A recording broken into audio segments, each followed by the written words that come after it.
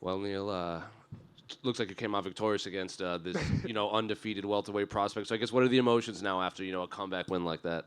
Man, it feels great. I mean, not to just go out there and get the job done and get the finish as well. It feels great. I mean, I feel like with where I was at in my career, where things were going last year, open up this year with a statement win like that, I feel like that's exactly what it needs to do. And obviously, you faced the who's who at the welterweight division, but in your preparation is and the ability to implement your game plan is kind of what you're known for. But did that fight play out as you expected? Because obviously, Mike looked obviously really like the total package in those first 2 rounds before you pulled it out at the end. Yeah, I mean, we watching film, we definitely expect him to blitz forward a lot more and be a lot more aggressive in his strikes and that kind of thing, forcing the takedowns, looking for submissions. But he definitely played it very smart in the early rounds, being very patient on the outside, kind of forcing me to find him in the octagon and just kind of this kind of countering me from the outside, so to speak. So that wasn't anticipated at all. But being down 2 rounds, going to the third, the coach was like, "Hey, throw a crush to the wind. You should get in there and get it done." So I just went for it. How much of your game plan did you have to alter in there then, given what you were seeing in there that you weren't expecting? A lot. I mean, especially with him being a real good submission guy. I mean, I think he won like 6, 7 fights with the guillotine. So put my neck or head in a compromised position, going for a takedown on him was definitely something we didn't want to do. But when you're down 2 rounds, you kind of have to take a chance and go for it. And the third round played out how we thought the early round was going to go. If I went for a takedown, I thought he would jump for the guillotine right away. And as soon as he did it, I was like, all right, I have to capitalize his position to kind of advance. And I let him sink his legs around my waist to finish the choke kind of thing, and was able to do just that. Given what you said, where you were at in your career, the pressure that you put on yourself, and to get this victory against Mike in Toronto, where does this win rank in terms of your career? Obviously, you beaten bigger names than Mike, but just at this moment in time, where does this rank? Yeah, it was huge. I mean, at the end of the day, I beat the who's who of MMA thus far, but the sports of MMA is very unforgiving. It's more so like, what have you done for me lately? So, yeah, sure, I beat the Carlos Canes, I beat the Johnny Hendricks, I beat the Robert Lawlers of the sport, but the sport of MMA has a very short memory, and it's more so like, all right, what have you done as of late? So, to go out to get a finish of a young, up-and-coming guy in the UFC that was undefeated in UFC prior to the night, I feel like it was a great statement. I feel like I'm still able to hang with the best of them. The young guys, the old guys, whomever. So I feel like I went out there and did exactly what I needs to do. Those 3 names you mentioned, those are they fought 10, 11 years ago, and you're still fighting these guys who probably watched those fights when they were coming up. So do you think you get the credit that you deserve in the grand landscape of MMA, or is that something you just don't even care about? Honestly, I definitely call myself a time or two sitting there thinking I need more recognition, blah, blah, blah. But at the end of the day, when my career is said and done, the recognition may come then. But as of now, it's just all right, just keep looking forward to the next one. Like tonight was a great win. It was a great victory. I'm not completely satisfied with what I accomplished just yet. Still have some more hunger in me. Still have some more in the tank to go out there and continue to accomplish more. So definitely not content with tonight's victory. I know I have a lot more that I'm capable of, a lot more that I'm able to show. So on Monday, right back to drawing board to continue moving forward. I think I know the answer to this, but how do you want the rest of your 2024 to look like? And how? As busy as possible. And we were literally walking to this room trying to lay out the fights that are coming out of the welterweight division. I mean, the sooner I get in there, the better. I mean, I feel like I'm in a great space right now as far as balancing personal life, professional life, and that kind of thing. Right now, I feel like I'm in a great place to continue moving forward and making this a year to really make a run. What are some of the fights and names that you think would make sense in the next couple of fights?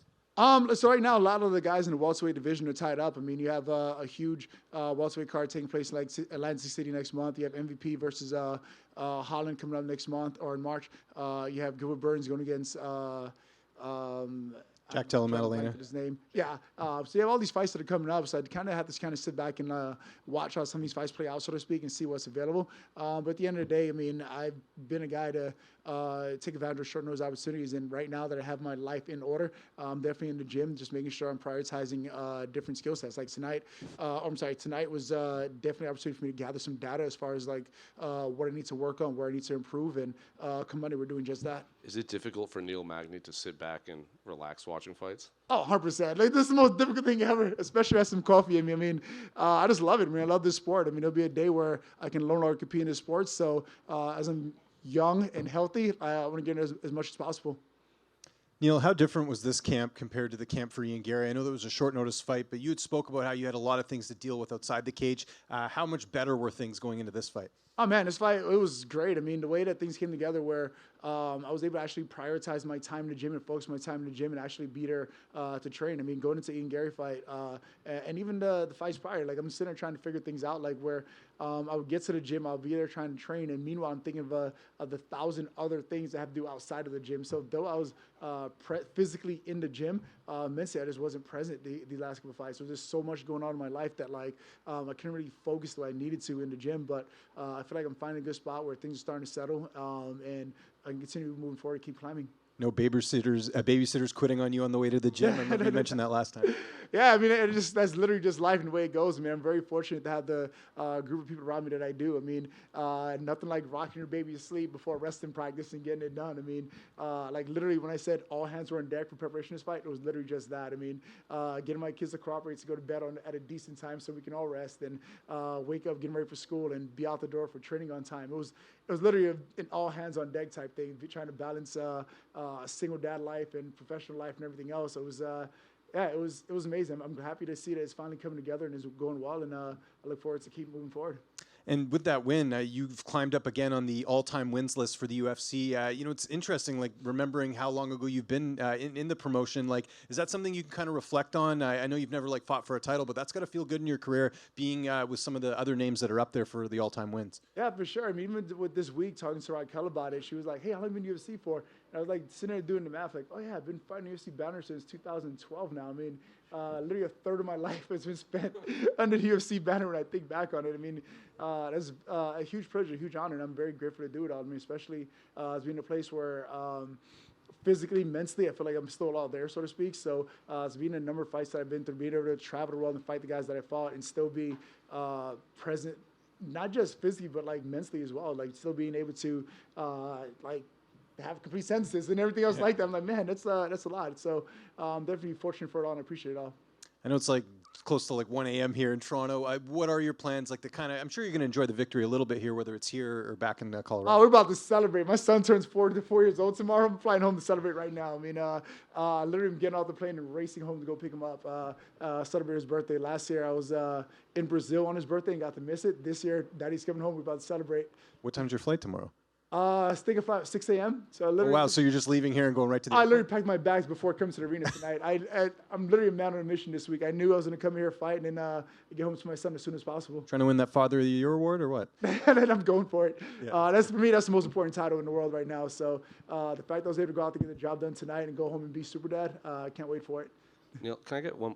This is unrelated to your fight, but you might be in a unique situation that you would probably have a better answer than most. There's been this debate over what makes a UFC Hall of Famer, and it's kind of really come down to like Daniel Cormier doesn't think that Jim Miller is necessarily a Hall of Famer. He never won the title, but he has the most wins. You're in a lot of these record books, but you never achieved the title. So I'm curious, like, what do you think makes a UFC Hall? Yeah, I mean, it's one of those things that if I sit back long enough and argue about it, like who's legacy, who's this, who's that, sure, like there'll be some guys that are going to discredit certain things, like, well, you never won a championship, or this happened. I mean, at this point, I still haven't won a championship yet, could be said. But like when guys like Jim Miller who were saying this, maybe his last fight, and some guys arguing that he may not deserve his chance in the Hall of Fame. I mean, if he gets it, great. If not, great. This is for my life. I'm just fortunate for all the things that this sport has allowed me to done. I mean, the number of lives I was able to affect and touch over the last 12 years through the sport of mixed martial arts, that's something no one else can ever take away from me. So whether I get recognition for the work that I put into be in the Hall of Fame, great. But if not, I know the lives and the people this sport allowed me to touch, and that I'm forever grateful for. So if I get the Hall of Fame jacket, woohoo! If not, I'm fortunate to be able to help as many people as possible along my journey. Cool. Awesome. I appreciate you guys. Thank you. Yeah.